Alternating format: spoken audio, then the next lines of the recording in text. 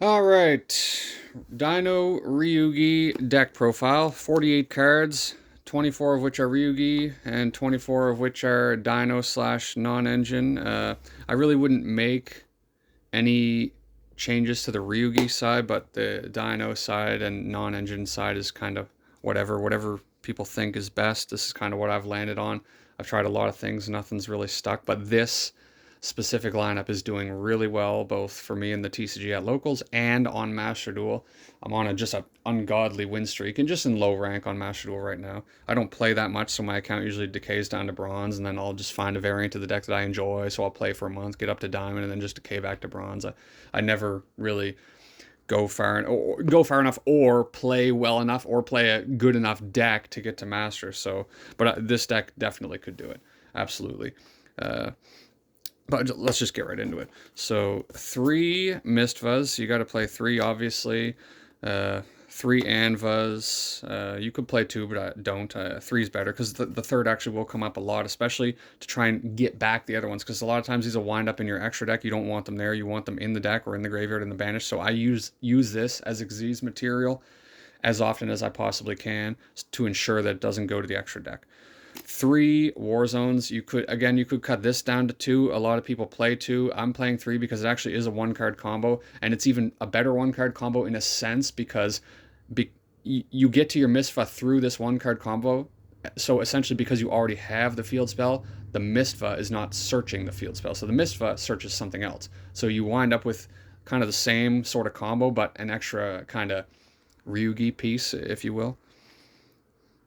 And like I said, a lot of people say it's not a one card combo, but it is, and you don't need to do the carbonate and bullshit for it to be a one card combo. Just you banish your sea serpent, you add your worm, and you dump your miscellaneous to the grave. Then you banish your worm, so that's two banished now. Get your wind spell, and then you banish the misc. That's going to trigger the worm. You already have the spell associated with the worm, so that shuffles that spell back in and gets you to your misfit. That's the combo, and I'm going to show that in a separate video. Three risings. You got to play this at three. Consistency piece. It's the only real way to play through droll. Play into droll, rather. It doesn't play through, but it gives you a play before you get drolled in the draw phase. Three melodies. You got to play this at three. Don't even think about playing the deck without it at three. I was playing it without it before Anva came out, and that was a big mistake. Even just searching two Mistvas is better than not playing this card. Play it at three. Two worms. Don't cope on a worm and a Protos or a Tenyi. Play two worms. Comes up too much, and yeah. And this always play two. You could even maybe make the argument for three on this. It's that good. This card is so underrated in the Ryu-ge sort of deck space. It's so good. Having access to the Sea Spires, there's so many instances where you'll turn a two or three disruption board into a three or four disruption board, or you won't have a board but you wind up with a disruption. There's just so many things, and if you ever get put on going second, you can even use the effect to banish your opponent's hand. Or sorry, if someone puts you on going first, so they're siding in a ton of board breakers, you can even banish their hand sometimes, hit some one-offs, hit some board breakers, and just see what they're gonna maybe do. Uh, this card is so good. Switching to running the Sea Spires has been the single biggest boost for me playing this deck for a long time, up until just a couple weeks ago. I was playing it without the Sea spell. I was just playing either the Worm spell or the Dino spell, usually both, but sometimes just the Worm spell. And what a mistake that was. Obviously, the Worm one's mandatory because it's got the sort of Dino combo application. These two, in theory, are optional, but they're not optional in my eyes. You need to play both of them. If you need to cut one, cut this one, because this one is less. It's just less usable. The Sea Serpent one can interact with back row. It can interact with your own cards to bounce them proactively to kind of have follow up if your back row is getting Harpy's Feather Duster or something. A lot of times you'll have like the trap to summon a Ryu-ge, the field spell, this, and this in the deck. You can just basically use this effect, shuffle back this one, or vice versa, chain your trap to summon an Anva, bounce your field spell back to your hand, and then the regular trap will be in the grave now. Bounce the one you didn't bounce back to the deck for a draw. So you just like don't even really lose any value into a Harpy's Feather Duster. Obviously, you lose your ability for Misfight to interact with your opponent's board, but there's just so much utility these cards bring that I can't believe I ever didn't run them at three, or at three copies, one of each. Sorry, you need to play these cards. Don't even think about not playing them. And again, this card, same thing. I wasn't running this up until a few weeks ago. Put it in, and it's made the world of difference. It's the only way you play in Engine into Droll or Lancia. You get Droll or Lancia. Let's say they just Lancia you in the draw phase, which a lot of people will. Boom. Set this with add this with the Misfa instead of the field spell. Set it, and all of a sudden you have a Misfa in your extra deck, this trap set, and depending on whatever you had in your hand, you're still winding up with a 3 or 4, maybe 5 disruption board because you have this trap. Do not play this deck without the trap, not to mention its application in the grind. And same for this card. Whenever you're opening Melody, you're popping your scale with the Summoned Anva, which is automatically going to put this in, and you have just better grind game, better follow-up, and a more layered board. And that goes for this too. You will still get Dropleted, Dark Ruler No More, Lightning Stormed, Raigeki, Kaiju, whatever it is, you will lose your board sometimes. And these being in the back row is just another layer of board.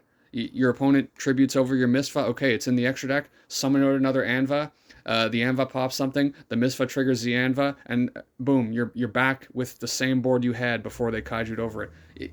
You're just so much better off with this card. Not even just for the applications of using it as an extra piece of disruption, but it just allows you to play the game in a lot of situations where you won't be able to play the game if you don't run this card. Not to mention the situations where you're just kind of bricked up. Let's say you don't draw any of your Misfas, your Melodies, your field spells, or your Risings, and you just open like Dino combo with like 2 Ryu-ge pieces and this trap. Setting the trap is a disruption already on its own. Any Ryu-ge pieces you draw in tandem with this trap are disruption. You do your Dino combo, you're all of a sudden at a very threatening and layered board, even with follow-up. Whereas if you don't run this, a lot of times you just won't be in that situation and you're going to lose because of it. You have to run this card. And I'm even main decking thrusts just to get into this card in the situations where you get Drolled and Lancet. I don't want to have to be siding in thrusts. It's better to have thrusts in the main and side into thrust stuff. I'm not siding into anything that I thrust into right now, but I think I will add some things to side into, like, D barriers and stuff like that. Into the Dino portion of the deck, pretty much one of everything. I'm on this for now. I'm still in the preliminary stages of kind of testing with the Dirac stuff. I don't play simulators online out of the Master Duel, so I haven't really been sussing out any lines with the Megalo, but it is easily incorporated into my main line the way I do it, instead of just a baby or an extra dino piece, so I think I will stay on this.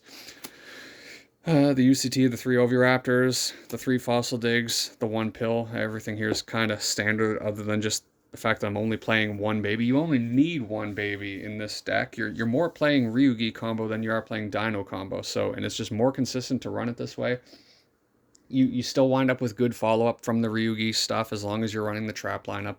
You're just not really going to be in a situation in the middle game where you're like, man, I wish I had another baby. It doesn't really come up that much, especially when you're only playing 1 Animadorn. It's used after the first turn, and 1 Pill even, so you're not like going to resolve Anima on baby in the middle of a duel unless you're playing a gigantic Dino engine that's just gonna lose to too many things ultimately. And I'll touch on some of that in a second too. I'm going to mention some of the pros and cons of this deck, and there's way more pros than cons when you really get down to brass tacks. Now for non-engine, I'll preface this section by saying I don't have any strong affinity to any pieces other than maybe the Prosperity, at least historically. You're maxing out on Prosperity to just get some level of consistency playing dinos because the deck is inconsistent and bad. I'm feeling the residual effects of that, but I might even take this out because, first of all, the deck, you need to be playing into Lancia and Droll game 2 and 3. That's just a fact. Even game 1 in the case of Droll a lot of the time. And this will brick you up into those cards a lot of the time, and it's literally a dead card into Lancia. You won't even be able to resolve it. Called by the Grave. I was siding this, decided to put it in the main just to make room in the side. I don't care about it one way or the other. You could even not run it. I don't care. It doesn't seem to affect my win rate positively or negatively. Magnamut, I think it's a no-brainer to have it in the main. It searches your your key combo starters and his disruption. It's the only hand trap I play in the main. 2 thrusts and 1 ultimate slayer in the main. The deck is not great going second. It's not as bad as people think, and I'll kind of touch on that in the pros and cons section as well. But yeah, the fact that this can be like a bootleg engine piece, dumping like a Garura to give you a draw, or dumping the Herald to search your ritual is nice. You're obviously not going to get that effect off a lot of the time, but it's nice that it is there. This was a Dark Ruler no more to thrust into, but another aspect is sometimes this gets negated, like by various cards. There are things that can stop this, but due to the nature of it just dumping the card immediately, even if it gets negated, you're still getting some equity from it. Drill Beam can stop this. Chain something and then get a targeted negate onto it with various cards can stop it. So it's just a little more versatile, and the fact that it's a bootleg engine piece and a little bit harder to stop kind of pushes it over the edge for me. 3 super polys. This card has been great for me. Historically, not so much, but it's been good in this deck. Sales ban, especially since another aspect is because you lose so hard to Droll and Lancey a lot of the time, just being able to set a super poly defensively is nice, really nice.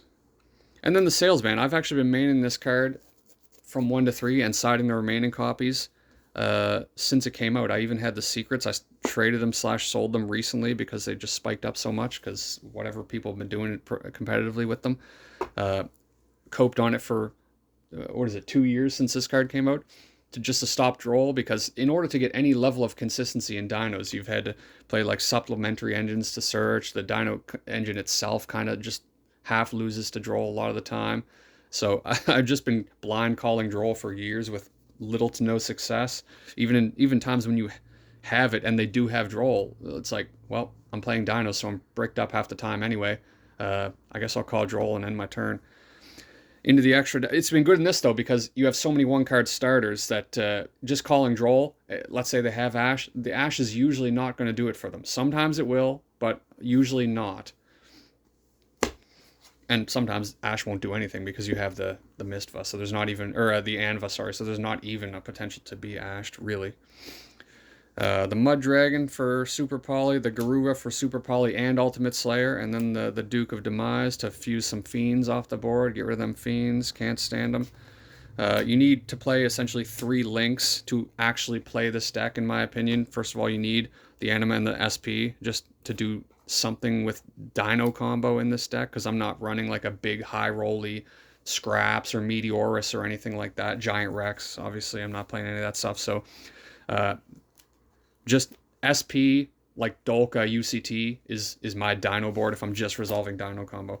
And then you need 1 Link 2 you can go into under the field spell lock that has a down arrow at minimum to be able to do a lot of things with the deck. Principally, when I do my field spell 1 card, you need to link off the on-field Hakva, or you can't do the Dino 1 card, essentially. So you do need a Link 2 you can use under the field spell to have the field spell be a 1-card combo. And then the Logia, the Dolka. I make the Logia actually in this deck more than the Dolka. Usually I'm only making the Dolka in going second and I'm going for game. I don't want to deal with monster effects in the battle phase. That's generally when you're making the Dolka in this deck. My turn 1 board makes Logia alongside of a Rudris, and the reason I do that is because you never want to have like stuff like talents resolving into your board. Taking your Misva turns off a whole host of interaction. You just want to really not see those cards resolving onto you. So for that essentially reason alone, I end with Varudris Logia. Speaking of the Varudris, I would run 2 if I could find the space, but I think with Slayers, Super Polys, and just engine requirements, you're never finding space for 2 Varudris. I would love to if I could, though. Then you got the Herald to be the Ultimate Slayer for Synchros. And actually, you could Ultimate Slayer the Astero, too, which I haven't really seen anyone talk about, but that's a neat application, especially if you're playing a bigger Jirac package, because you will have Jiracs in the grave. If you just dump this to the grave, it's not doing anything because it needs to banish another Jirac. But if you're playing a bigger Dirac package, maybe think about Ultimate Slayers in the side, because you can just dump the Astero in a lot of situations and maybe do something with it. The Meteor, obviously, and then I am playing the Galaxy Eyes package. I actually don't use this in my one card, and I don't believe it to be necessary anymore for the one card, and I'll show that in a separate video, but this still does come up, though, because it's just good for getting rid of stuff, and there are situations where you end up needing it to combo off, like into weird sort of imperms that they might get cheeky with and stuff like that. It does come up, but I may cut it just because there's so many things I want to put in here that I can't.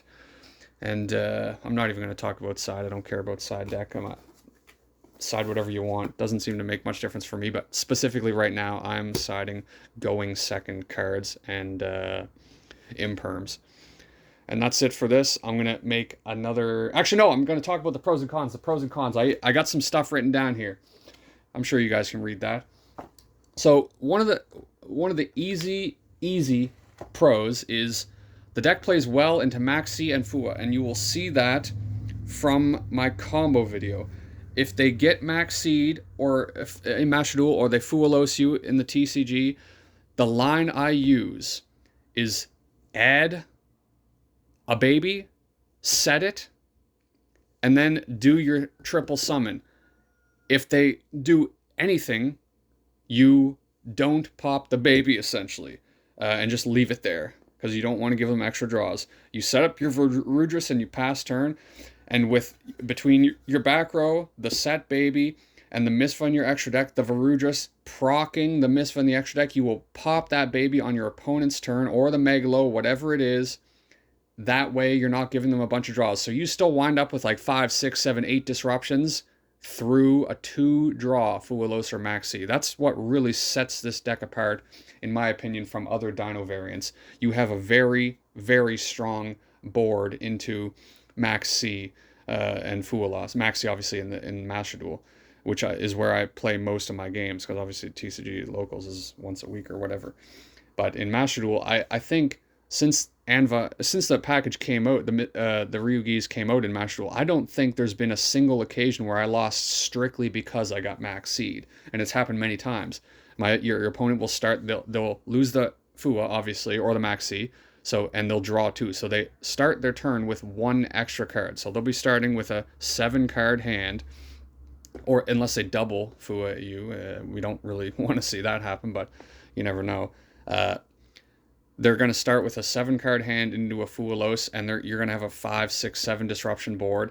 And there has been occasions where I lost, but it wasn't because I got Maxi'd. It was because, like, they're playing Sky Strikers and they're just drawing card here, broke my board with all these going second cards, 10 pie, that sort of thing, where your board a lot of times won't hold up going second anyway. If they just lightning storm you, friggin' lava golem and all that stuff, there isn't really a Dino board in existence that holds up to that stuff. Although, funnily enough, the Astero, which will be set up in my one card, holds up somewhat into those situations.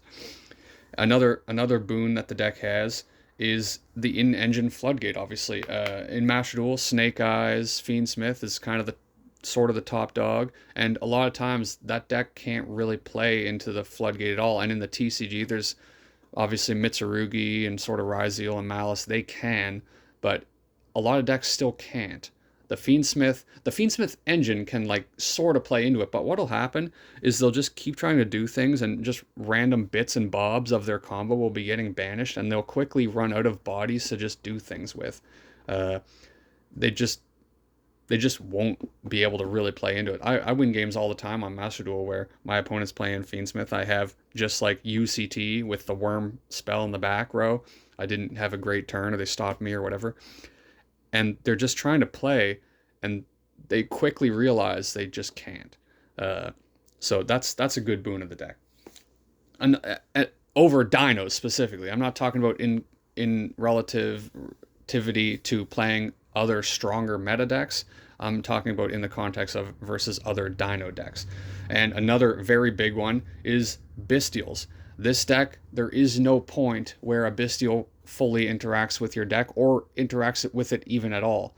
A lot of times you won't wind up with a light or dark in your graveyard. My specific one card combo will wind up with an anima in the grave at one point, but the point where there's an anima in the deck is before my Mistva even comes down. So if they, let's say, Druid Worm you on that anima, Druid Worm can actually be a real big pain for standard dino decks in a lot of sort of situations. Like, for example, the normal summon anima, that combo will need, it's not as bad now because you can still miscellaneous for a Megalo, but it used to be a real big pain because you want to get that baby on board to pop with Ovi to bring back the other baby or the anima or whatever. But without that anima in the grave, in the combo where you start by normal summoning anima, you actually lack the dino bodies in the grave to resolve and effectively use Misk. So one Druid Worm could really mess with a dino board, and not to mention just summoning it before a Dolka hits the board. You're potentially just running over the Dolka or the Logia if you end on that. There's so like Druid Worm, it's not like a hard counter to dinos obviously, but like stuff like Bestials can easily interact with a dino board a lot of the time, and with this deck, not even at all. Especially the way I structure my one card. If a Druid Worm does hit the board at any time, I'm going into my back row spells afterwards. At which point I'll just go into the worm spell. So they can't suicide or run over anything because I'll put it to 0. They can't suicide because it'll get banished. So the Druid Worm just winds up being dead other than a material for something, and they're getting almost no value for it. I already mentioned the Max C stuff. Another aspect is 0 draws into Perulia. If someone Perulias me, they do not draw a card if I'm using my Ryu-ge line. The Perulia, I set my first dino piece that I search and then pop it with the anima, or pop it with the anva, and there's no other occasion where I'm summoning from hand. So they're just never getting a draw from Perulia if they resolve that against me. Not happening. Meowls, they'll only get 1 draw. You can do the partial combo. You can do a full combo under Meowls and give them 2 if you want, but you can do the same thing as you do under Perulia and just give them 1 draw, and then, Fualos, and give them 1 draw, and then obviously they get the 2 draws from Fualos. This deck is better into board breakers. Obviously you have the trap, you have the other trap, you have the floodgate in the back row. If they just spheres, raw sphere mode or lava golem over top of your board, they're still not out of the woods. You deal with board breakers way better in this deck than regular dino decks. Another benefit of this deck, kind of specifically in the meta, and I've talked about this on the Discord, is the deck doesn't a lot of the time interact with monster interaction. Like, let's say they have like a Wave King, High Caesar, or an Apollo if you're on Master Duel. If you just go Melody, place your scales, or even just have your scales, or whatever you're doing, you activate Mistva on the scale. That's a spell activation. And this can be a double-edged sword too, because it obviously more interacts with spell stoppage, which isn't like super in the meta right now too much, both on Master Duel and the TCG. So I feel like you're getting away with a little more, especially in the TCG. But yeah, if their board is just Wave King Caesar cannot interact with your pendulums. It can't interact with Pendulum Summon, obviously, and it can't interact with the Ryu-ge Warzone, because Wave King Caesar specifically is the activation of spell cards or trap cards, or the activation of monster effects that summon. And the Ryu-ge doesn't do any of that. Your spell effect is activating to start a chain, which is not something that Caesar can respond to. So you can just summon your 3 bodies, run the Caesar over, make your Varudras, whatever you want to do, pop it the Caesar even with Anva. Those type of boards cannot interact with the Ryu-ge deck. So very good. And this deck is better into sort of wonky rogue stunny decks. Like if your opponent's just setting up, like, for example, like a water barrier statue, a lot of times you can get to a situation where you can summon your water and just chill. Another example would just be like back row stun. You can play under skill drain and stuff like that. Certain things, no, like anti-spell, you can't do anything into that. But and then there's the pendulum summoning as well. Like you can just pendulum summon big bodies to run over stuff like a what is it? The one, the Majesty's Fiend, is that the one that stops all monster activations? And again, you can still do Ryu-ge combo under that because you're not activating monster effects. Your Pendulum Mistfa is adding your field spell. Your field spell summons the 3 bodies. So if your opponent ends on like Majesty's Fiend, Wave King, High Caesar, they're just thinking this is an auto win board. That board doesn't even interact with the Ryu-ge engine, so it's just really good in that sense. And into the cons are pretty short, really. The deck is worse into Droll than I would say than like a lot of Dino decks. Maybe not all, but a lot of them. It's worse into spell interaction, obviously, because you just over half of your deck essentially is spell activations, and then it has less space for non-engine. Uh, it doesn't necessarily have less space. I mean, I'm on 48. I could just add 12 more non-engine, kind of keep it proportionate to what people are maybe running at a smaller deck count. If you're running 15 non-engine in a 40-card deck, that's a little over like a third of the deck is non-engine. You could run a little over a third of non-engine in this deck as well if you wanted to. So it's not necessarily an issue, strictly speaking, about non-engine space, but it can kind of mess with things a little bit and make things feel a little less consistent and all that sort of thing. And then it's a little worse going second, I would say, than like a full-on Dino deck is. Having more access to UCT, having more access to miscellaneous and Dino combo. Miscellaneous a lot of time will demand 2 disruptions, so that on its own, and more space obviously for hand traps and stuff like that. So just in a lot of ways it's a little worse going second, but in some ways it's better because you have very easy access to Pankratops if you choose to run it, and very easy access to the Dino Kaiju if you choose to run it.